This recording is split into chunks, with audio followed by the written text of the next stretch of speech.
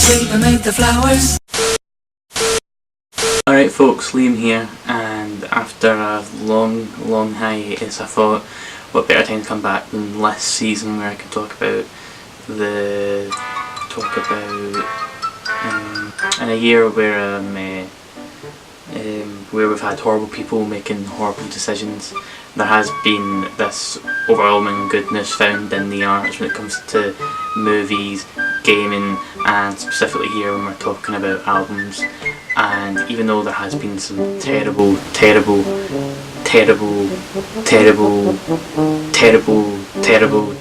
records, I feel like the good has outweighed it. It may not be as good as last year was for me, or definitely not 2015, which can probably be regarded as the best of the 2010s, but there was some gems to be found, and I feel like there has been some underrated ones which I will try to go into more detail on here. But before we get into that, we should probably have a wee shout out to Christina Applegate.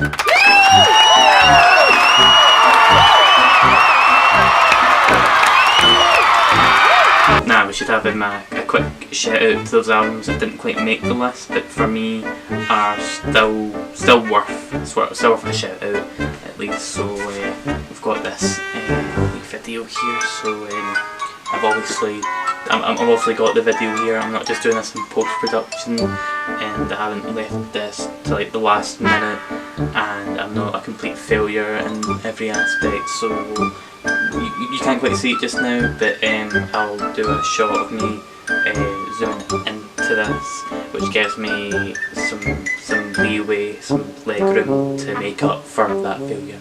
Let's go.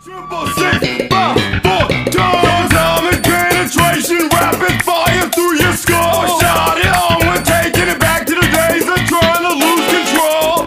Driving in a blaze of fire, racing through my bones. Oh shit, I'm feeling it. Backyard, hell yeah, fuck yeah, I feel like killing it. Backyard, alright, that's back what it's like to experience. Backyard.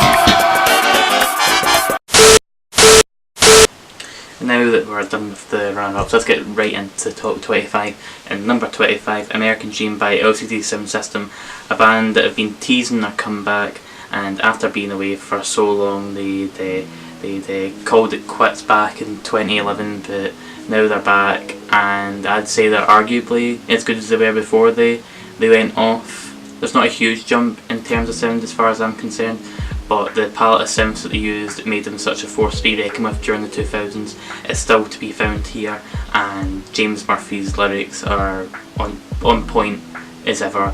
They're still quite witty, they're obviously still quite intelligent. I really do appreciate the song Tonight, which manages to kind of blur the line between complaining about pop music and complaining, or maybe not so much pop music but chart music, and then becoming like your dad. After how well David Bowie's Black Star did last year upon him dying as well, it kind of transcended what an album can be. It's kind of lovely that this album, which was kind of so egged on by Bowie, even has like a lovely tribute to him near the end of this album. It's definitely got the worst bloody album artwork you'll see all year, but I feel like there was a lot to love about this album, and even if you've been hesitant about ever getting into this band, I do feel it's accessible enough while also offering something for older fans to kind of appreciate. And now we go on to number 24, which is Stormzy, Gang Signs and Prayer. And oh god, if there was a British artist that wasn't ginger and white and loved playing acoustic guitar, that was rocking just music in general over here, it was Storm. The last 2 years have obviously been great for Gang. It's been on the up and up, and since we've had JME with Integrity and Skepta with Konnichiwa, and I'd say along for another great album that came out this year, Gang Signs and Prayer kind of show how much this genre has to offer, while also not being too limiting for anybody that hasn't really ever got into it. First things first kind of just shows how much this Croydon rapper has to offer, with just how savage he can be with such a chill delivery, talking about stuff like mental health and also about kind of backlash from media. But there's also like the big hits like Shut Up called Big Fair Boots, which are all just behemoths. Like, it's created like on a debut album.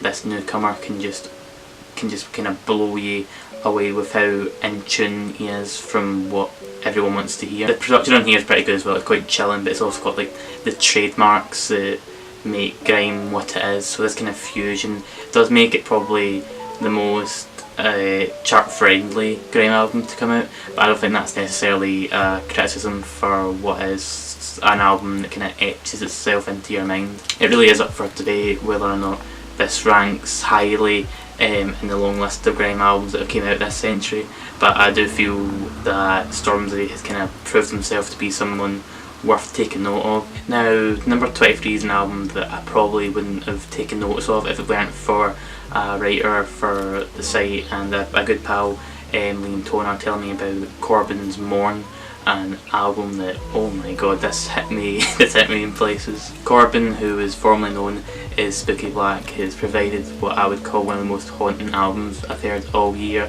The production itself is incredibly sparse at points where it feels like you can feel a void becoming bigger and bigger, and when his vocals pop in, oh god, it kind of can send chills depending on what the context of each song is. Something like Revenge Song has this kind of delivery which, oh god, you can just feel the anguish bleeding out of every snippet you hear of Corbin's vocals, and the lyrics themselves are like, it can be a challenging listen at points, but other ones like Giving Up allow him to show off this production, which I feel helps it to be more than just a one-trick pony. There's a lot of good elements of this album. I definitely think this might be one that will slip under the radar for a lot of people, but I would say that if you're in for this a kind of sombre listen with some drab production and vocals, then this is definitely what you're wanting to get into. Now going to the 22. Godfather by Wiley,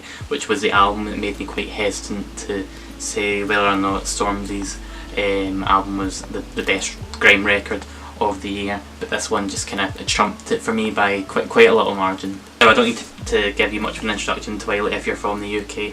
He had quite a big presence on the charts when I was growing up with songs like Heatwave, but he did start off, his origins are rooted in the grime genre.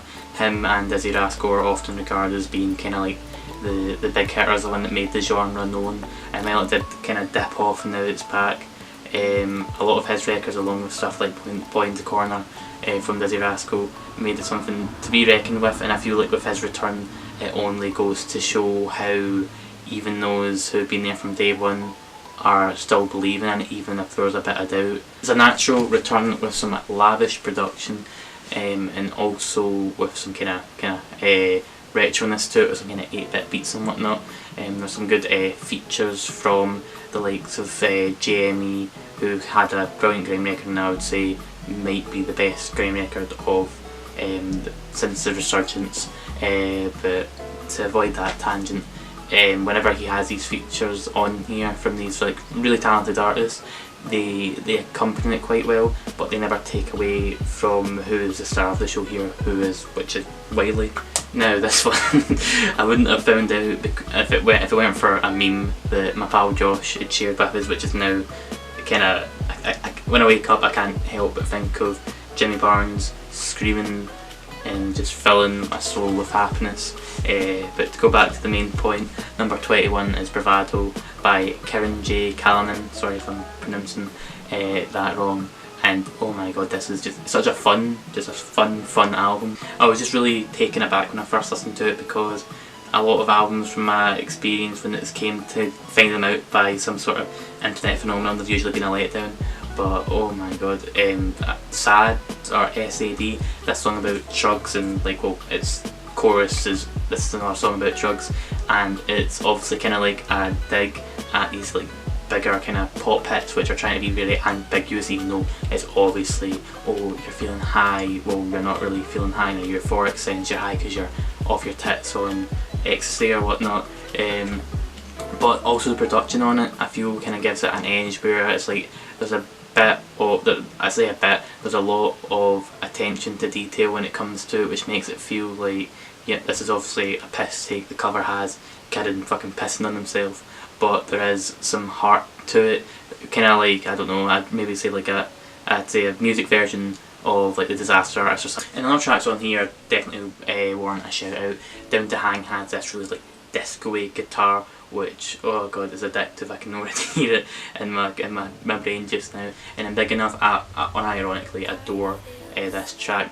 My side Blink Lyro had it as one of their best tracks of the year, and even though this is a totally like separate list I'm trying to branch out, I totally agree with how high up it was.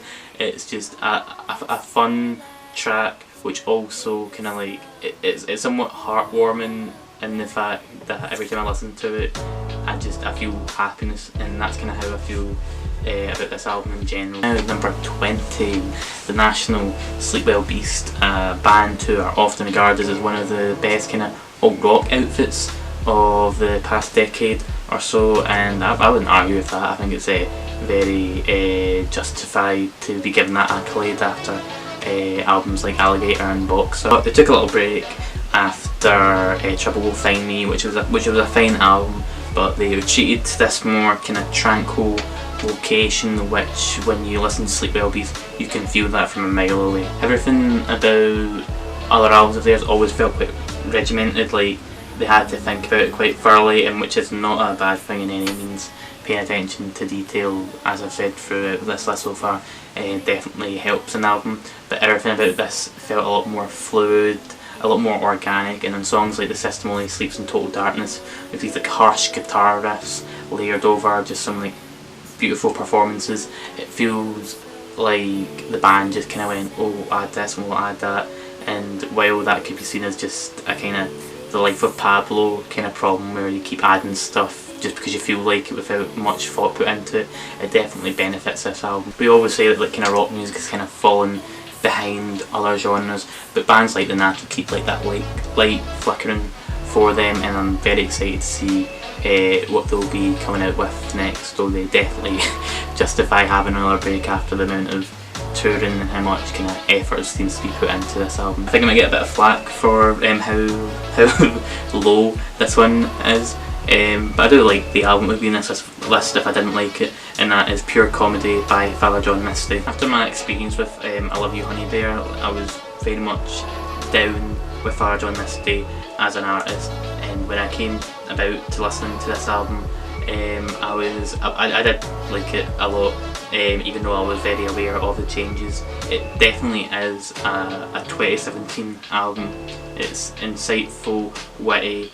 It pretty much kind of has all these elements that I was talking about when it came to Bravado, but it's got the comedy, but it's a bit more serious, and Father John Misty definitely has a way with words. I think Total Entertainment Forever has like some of the best lyrics when it's talking about kind of technology and whatnot, which kind of goes to show just how like 3 albums in he's just becoming a better artist each and every time, even if maybe I prefer I Love You Honey Bear, but that might just be from rose tinted glass. There's some serious moments, like A Bigger Paper Bag kind of touches on mental health, and it kind of does add some much needed seriousness, which I do feel the album has in Bucket Loads. I do feel like it gets a bit overindulgent at points. I can't really see it an album that I will come back to an awful lot. Like I feel like I'll need to be in the right mood for it, which isn't a criticism for some people, but for me it kind of brings it down a little bit, and it's not the most accessible album of his. I would say I Love You Honey Bear is one, if you haven't got into him yet, you should dive into that first.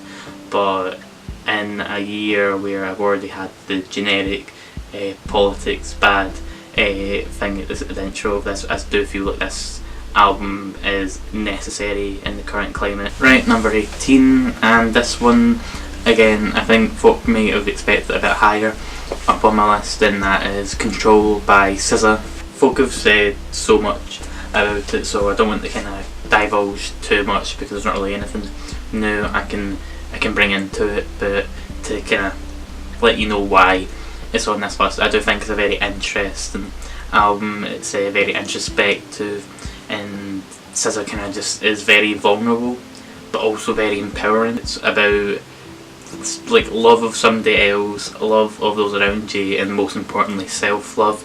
The production on this, and I keep saying that buzzword production, but it is what I'm talking about here, very stylish, very kind of captivating, but SZA's vocals on here, especially like on songs like Drew Barrymore, I can't get enough of them. The fact that she can go head to head with somebody like Kendrick Lamar that's on the same label, and while she's only got one album under her belt, she's done a lot better than most people have done on their debut. This one, if you've heard this album, I'll give you a fiver, because I don't think many people, when I bring this up to them, have heard about it, and that is Full Day Cool Times by MC Almond Milk, which I don't blame folk for not hearing, since it is from an independent Glasgow based music artist. But oh my god, this is such a good hip hop album. And yes, I did say hip hop album, Scottish hip hop. While it seems like a bit of a meme, if you were to say that, I keep saying meme as well, I need to really stop these buzzwords, but after Young Fallers kind of came up and really showed, hey, Scottish people we're not just all bagpipes and Biffy Clyro, and that's like, hand on heart, this has some amazing beats. Like, you wouldn't really expect that much, considering it's from kind of a newcomer in terms of his career so far.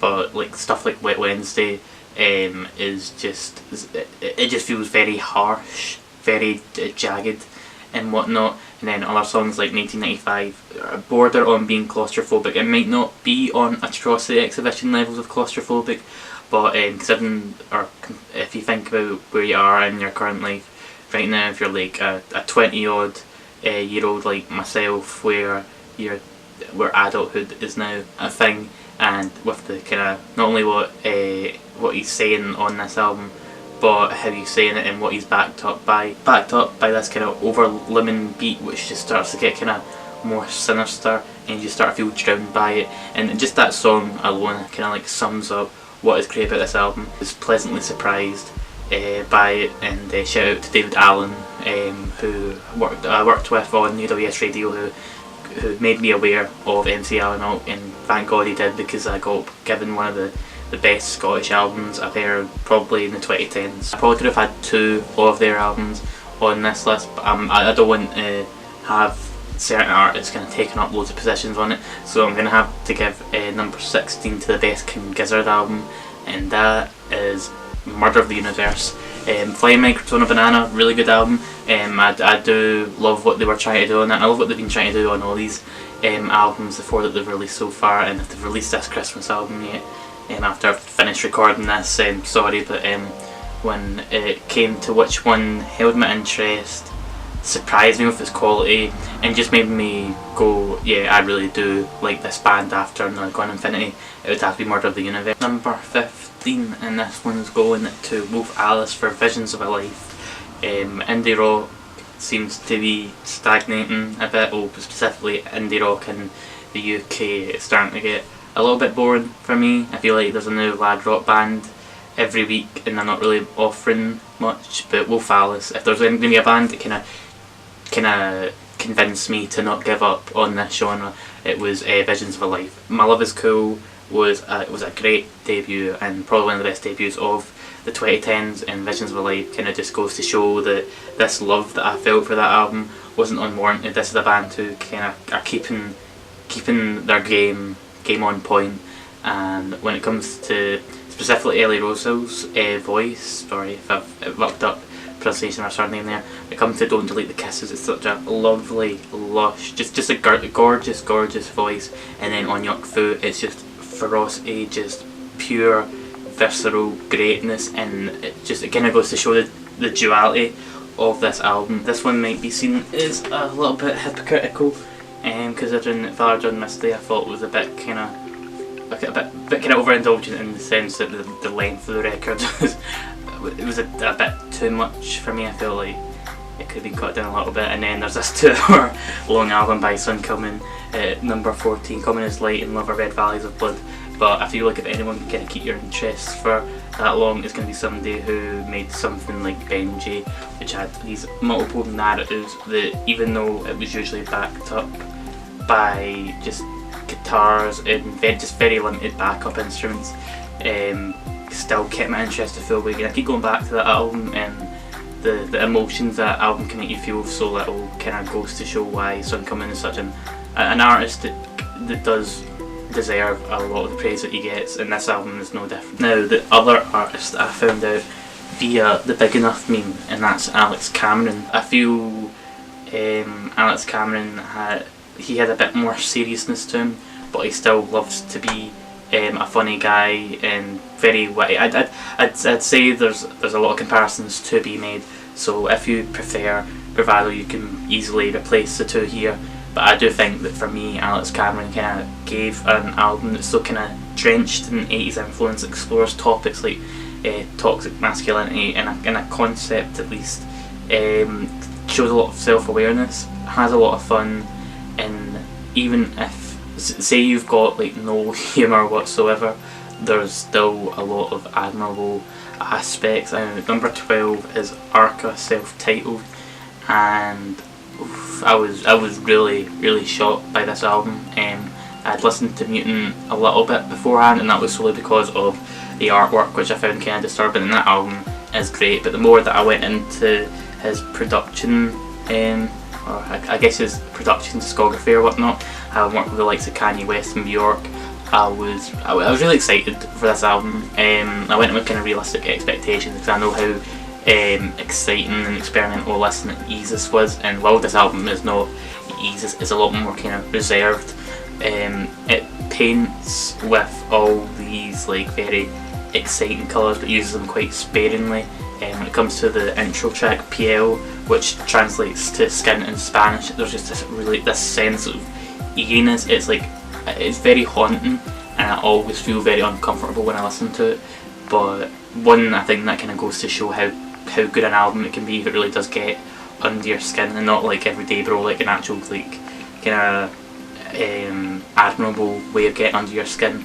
But it's also beautiful. I'm really kind of, every time I go back to this album, I'm really taken aback by how he can make something that can be so chilling, but at the same time just kind of utterly gorgeous. And I think that's the best thing I can kind of say about this album. Now, this is I think it's the second best pop album of the year, and you might think that the first best pop album is going to be Melodrama by Lorde, but no, that's actually this spot here at number 11. And yeah, it's been on the top of like nearly every album of the year list I've seen so far, bar a few on YouTube. Lorde Melodrama seems to be the one that's always in the top 5, and I don't think it's unjustified at all. I think it's a beautiful record, and I think it's probably Lorde's best so far. Some of the best pop songs that you'll hear in the 2010s, Perfect Places, I just find like an utterly enchanting track that kind of just, the hook to that, just like every time I hear it I just want to sing along to it, and I can hardly sing, so that's not a good thing. It's clear from the get-go that Lorde wants to get your attention, and throughout the whole album it just kind of continues to keep your attention. Liability is a lovely little ballad, and just other tracks such as Perfect Places, Louvre and whatnot. Well, it's not the best album I've heard all year, but I'm not judging anyone because it's all subjective. I feel like I will come back to this album a lot. I think I'll probably admire it a lot more, and it goes to show when people kind of go, oh, pop music's shit. I'm like, well, I'd rather listen to this than 5 seconds of a Liam Gallagher. Oh yeah, top 10 baby. Let's get into this. Well, I guess this one I've seen on a lot of lists, but it's always been quite low down, so maybe this comes from how I'm not the biggest metalhead, so maybe I'm just kind of looking at this from quite a naive standpoint, because when it comes to metal music, again, not the guru on that, but Forever by Code Orange I've just came back to time and time again, and oh my god, this is a brutal album that kind of like dips its toes in some different waters as well, kind of like on Bleeding the Blur, which is a more kind of alt-rocky track with an incredible hook. When it wants to be hard and brutal, it'll be hard and brutal. When it wants to kind of like tone it down a bit, but when it tones it down a bit, it's never going like soft on you. It's still going to punch you in the fucking face, but it'll probably, we might say sorry after it. Now, I've already reviewed this album, which is The Ooze by King Cruel, so I won't go into it too much. I'll link to it if I can put a thumbnail here or there, wherever. But to kind of like to summarise it, King Krule has always been a great artist for me, and he's only had like one album under his belt, well, under this moniker anyway, with 6 Feet Beneath the Moon. But he's really just added these kind of extra layers to it, which it just makes it the most kind of mature album of the lot so far. Now, Loss has been something that has fueled some of the best albums I've heard all this year, and there'll be another one further up on this list, which I bet you can't guess right now. But at number 8, it's Sorority Noise with You're Not As Blank As You Think, which for me is the album that I needed most this year. Somebody talking about grief, loss, and their own kind of inner demons. I feel like Sorority Noise have done that just perfectly on here. Now, best pop album. I'm going for Always, or All Ways, with Anti-Socialites, an album which I had recommended to me by my good friend and dad, Sean McCluskey, and the boys got taste because I hadn't really gave Always much of a listen to, and then when I did, I was taken aback by just how kind of gorgeous the vocals were, the kind of dream poppy aesthetic that just this album rocked, like no shame at all. And some of these tracks just they're so peaceful, so catchy. It's like a different kettle of fish from the pop that is found on Lord Melodrama. The band gets close to being kind of like a bit more rocky, like on Plimsoll Punks, which kind of like it's more kind of sonically upbeat. But where kind of like I love this album the most when it comes to like Dreams Tonight, where like it's so sugary sweet that you give you like kind of like a cavity coming on. Yep, it's I'm not just putting this here for no reason. Kendrick Lamar, Damn, is at number 6, and this album, the reception to this was so weird, because when it came out everyone was like going, oh my god, this is great, this is brilliant, I love it so much. And then just over a period of time it just seemed to like people were being less impressed by it. Certain music groups I'm on Facebook were just bashing it about her, and while it's not his best album by any means, I would put it on par with Good Kid, Mad City. It's Kendrick at his most fragile but his most fierce as well. DNA, just the production on this is phenomenal, and Kendrick just goes like on the second half of this, backed up with this Rick James sample. I'm yet to hear somebody in 2017 go quite as fierce but also like phenomenal in what he's saying, how he's saying it. It just really goes to show that while people might just kind of go, oh well, maybe he's starting to slip up a bit, I think this kind of goes to kind of solidify Kendrick as being like arguably like the greatest in hip hop. I would probably give him that accolade. Yet to be an artist that I can recall that's had such like a golden run, like Section 80, good album. Good Kid, Mad City, great album. Pimp Butterfly, one of the best albums ever made. Untitled Unmastered, well, a B-side album, is still a great album. And damn, well, it's number 6 on this list, so it must be great. So if you can find me an artist that's kind of kept such a consistent run, then let me know in the comments. But I feel like Damn deserves this place wholeheartedly. Number 5. I'm gonna give it to Flower Boy by Tyler the Creator. I don't think any of us really expected Tyler the Creator to come out with an album like this. Flower Boy, it's a like I'd say it's a love record, but as well as that, it's also one that has elements of kind of hate to it. There's sometimes like hate directed towards himself on like the highlight of this whole album, 911 Mr. Lonely. It just seems like Tyler, he must have like embraced himself before making this album, and he lets all these personal thoughts and feelings let loose on this album, and I feel that the album kind of totally benefits from it. And I guess it will be the best rock album of 2017, and it's got to be Greatest Hits by Remo Drive, a band that I wouldn't say I had any preconceptions about, because it just kind of like came out of nowhere, just kind of like take me by total surprise, and maybe that goes to kind of like add to how much an impact it had on it, because there wasn't really much of a expectation to it. But even when I've listened to it countless times this year, and how an album on their debut record can just make such a tight, consistent album on the first go, like, hats off to these boys, because they blew me away. If you're looking for what I would say the best rock album of the year is, then I've got to give it to Greatest Hits. Just, if this is what they can do on the first go, and if they get some money behind it and get some more experience, and I think Nemo Drive is going to be a name that you kind of, you put up there with the likes of maybe like The National and Arcade Fire. It might not be experimental by any means, but just like an awesome LP that brings me great satisfaction every time I listen to it, and no doubt will to you as well once you give it a go, which I hope you will. How do you drop not only like one great album in a year, but then follow it up with two other albums which are also in their own rights absolutely great? Brockhampton at number 3 with, I'm going to give it to the whole Saturation trilogy, but my personal favourite is Saturation 1, which might have something to do with the fact that, well, I had no idea who they were, and when I listened to it I was so taken aback. There's also like the obvious Odd Future comparison due to how kind of like how they all bounce off one another, with the kind of like how they were backed up by the kind of similar kind of beats. But unlike Odd Future, which was always kind of like more like Tyler the Creator, Earl Sweatshirt, Frank Ocean and Friends, that's what it always felt like to me.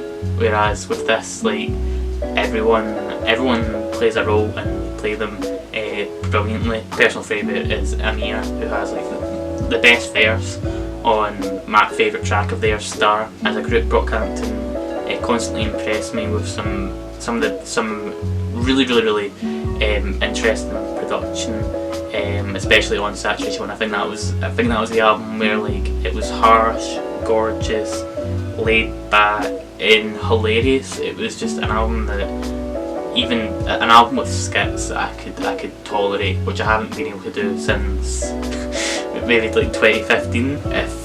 If you're wondering if they're worth the hype, they definitely are. Difficult because they're both records that are going to be following here are both brilliant in their own rights.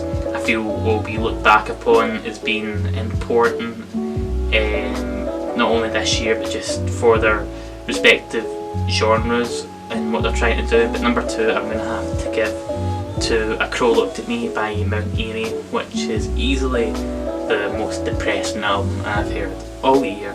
And the thing is, I'll be totally upfront with you, I've not listened to it as much as I have other albums on this list, but that kind of totally goes because of what kind of album it is.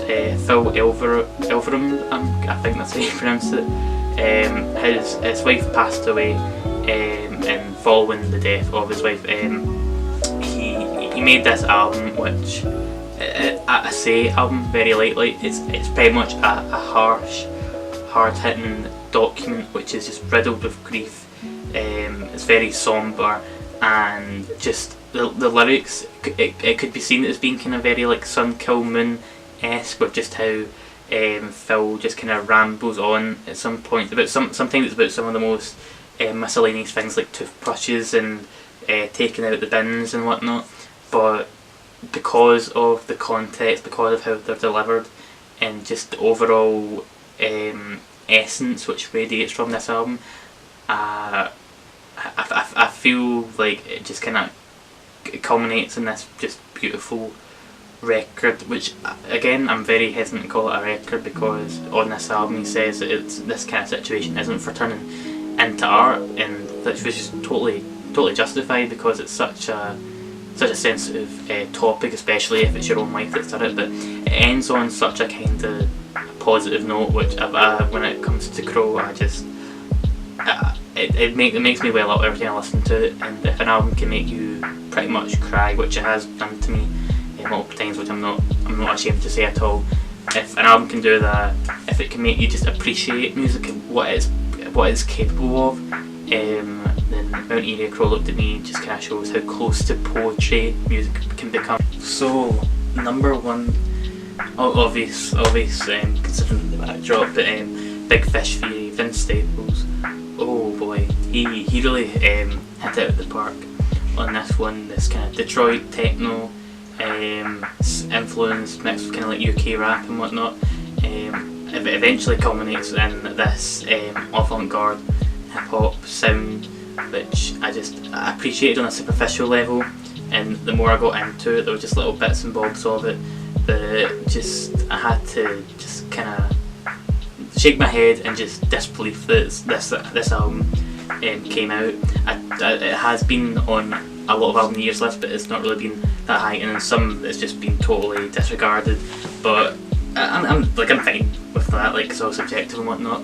But I do think there's a lot of love on this. Maybe it's because it's kind of juxtaposing at points. I think that may be it, because some songs like can be very upbeat, while Vince Staples has like a lot of kind of like negative narratives going on here about like suicide, racism, the superficial lifestyle, politics and whatnot. But I kind of like that. I think we've had like rappers in the past, well, even just Danny Brown last year brought out an album which was very